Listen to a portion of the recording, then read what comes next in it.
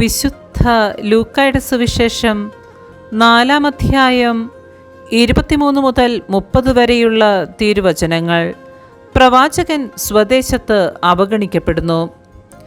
അവൻ അവരോട് പറഞ്ഞു, വൈദ്യ, നിന്നെ തന്നെ സുഖപ്പെടുത്തുക എന്ന ചൊല്ല് ഉദ്ധരിച്ചുകൊണ്ട് തീർച്ചയായും നിങ്ങൾ എന്നോട് കഫർനാമിൽ നീ ചെയ്ത അത്ഭുതങ്ങൾ ഇവിടെ നിന്റെ സ്വന്തം സ്ഥലത്ത് ചെയ്യുക എന്ന് പറയും.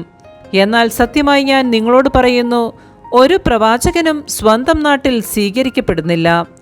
സത്യമായി ഞാൻ നിങ്ങളോട് പറയുന്നു, ഏലിയ പ്രവാചകന്റെ കാലത്ത് ഇസ്രയേലിൽ അനേകം വിധവകളുണ്ടായിരുന്നു. അന്ന് 3 വർഷവും 6 മാസവും ആകാശം അടയ്ക്കപ്പെടുകയും ഭൂമിയിലെങ്ങും രൂക്ഷമായ ക്ഷാമമുണ്ടാവുകയും ചെയ്തു. എന്നാൽ സീദോനിൽ സറപ്തായിലെ ഒരു വിധവയുടെ അടുത്തേക്കല്ലാതെ മറ്റാരുടെ അടുത്തേക്കും ഏലിയ അയക്കപ്പെട്ടില്ല.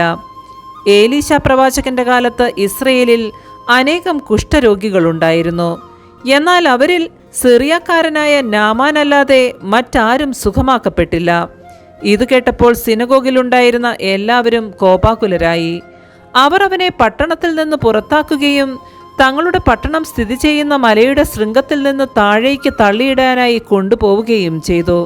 എന്നാൽ അവൻ അവരുടെ ഇടയിലൂടെ നടന്ന് അവിടം വിട്ടുപോയി. നമ്മുടെ കർത്താവായ മിശിഹായ്ക്ക് സ്തുതി.